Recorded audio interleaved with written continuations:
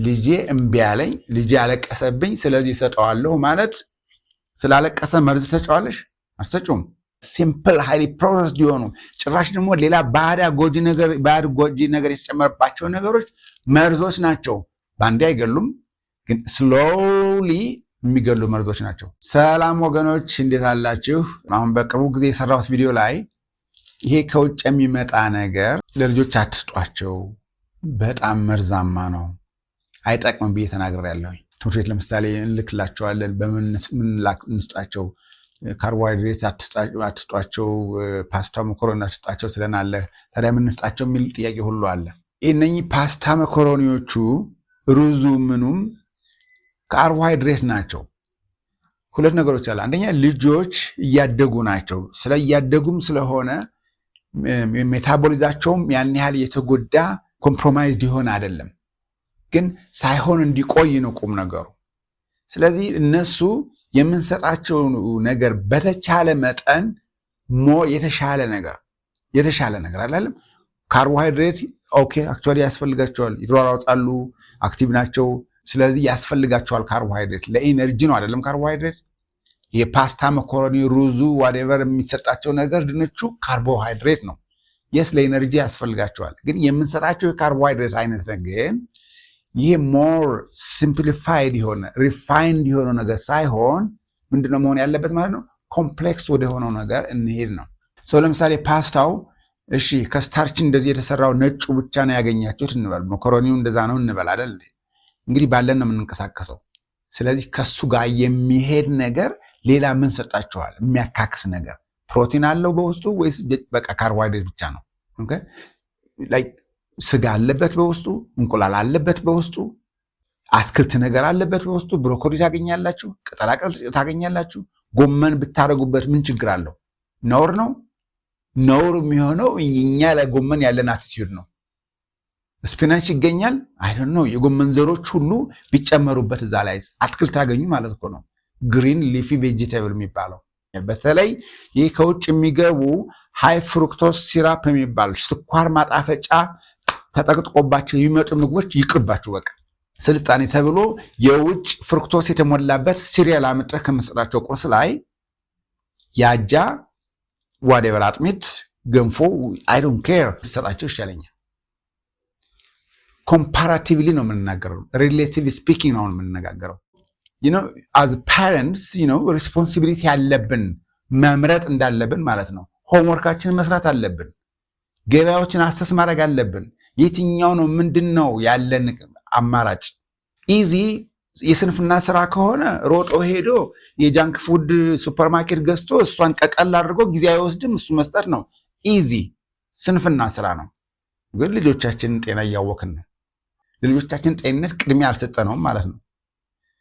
ልጅ ማሳደግ እኮ ሃርድ ወርክ፣ ፕላን ያስፈልገዋል እኮ፣ ፕሪካልኩሌሽን ያስፈልገዋል እኮ። ቀደም ብሎ ነገሮችን ማመዛዘን መምረጥ አይደል እንዴ?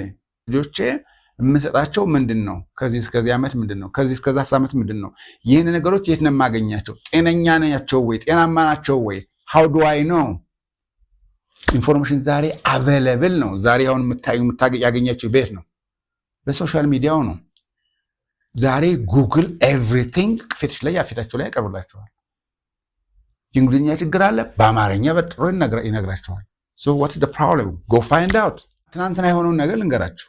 ማታ ላይ የሆነች ሰው ድፎ ዳቦ፣ ቆንጆ ድፎ ዳቦ ከጎን አለ፣ ከጎኑ አምባሻ አለ። አምባሻ የተሰራው ከፊኖ ዱቄት ነው። ያኛው ግን ሆል ግሬን ነው። ጠቆር ያለ ጥቁር ነው። ሆል ግሬን ነው። አጃ አለበት፣ ገብስ አለበት፣ ስንዴ አለበት።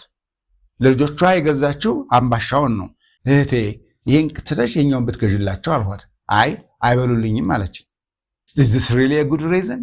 የማይበሉልሽ ለምን እንደሆነ ታውቂያለሽ?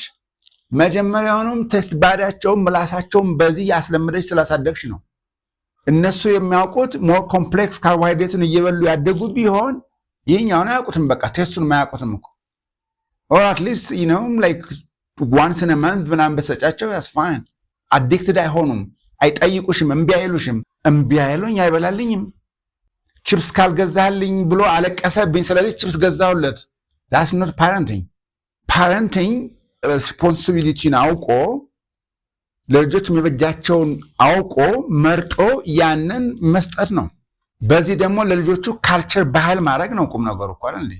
ባህል ማድረግ ነው። ዋንስ ልጆቹ ባህል ከሆነላቸው በኋላ they will never know any other culture outside። ይህ አልፎ አልፎ ይሰማሉ ከጓደኛ ከጎረቤት ምናምን ነገር ፋይን። ሰው እንደ ራሱ እንጂ እንደ ጎረቤቱ አይኖርም። ኦኬ።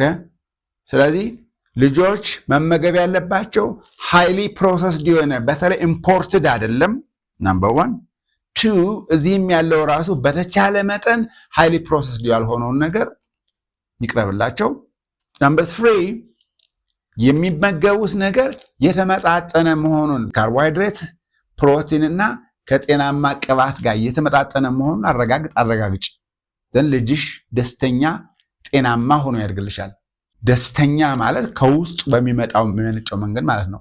አንቺ የሰጠሽውን ነገር ስለወደደልሽ ምላሱ ጣፍጦት ደስተኛ ሆነ ማለት አይደለም። እሱ ኢሬሌቫንት ከጤናው ጋር ምንም ግንኙነት የለውም። እሱ ሱሰኛ የሲምፕል ካርቦሃይድሬት የሲምፕል ሹገር ሱሰኛ እንዲሆን አድርገሽ እያሳደግሽ ነው ማለት ነው፣ ወይም እያሳደግከው ነው ማለት ነው። ስለዚህ ልጄ እምቢ አለኝ፣ ልጄ አለቀሰብኝ፣ ስለዚህ እሰጠዋለሁ ማለት ስላለቀሰ መርዝ ተጫዋለሽ አትሰጪውም። ስለዚህ እነኚህ ነገሮች ሲምፕል ሃይሊ ፕሮሰስድ የሆኑ ጭራሽ ደግሞ ሌላ ባዕድ ጎጂ ነገር የተጨመረባቸው ነገሮች መርዞች ናቸው። በአንዴ አይገሉም፣ ግን ስሎሊ የሚገሉ መርዞች ናቸው። that's the only difference። የታይሙ ጊዜው ነው ልዩነቱ። ስለዚህ እንደው ስለሱ ነው የተናገርኩት። ሶሪ መራር ከሳል አልቀረም። እኔ ሁሌ የምማረርበት ነገር ስለሆነ ነው።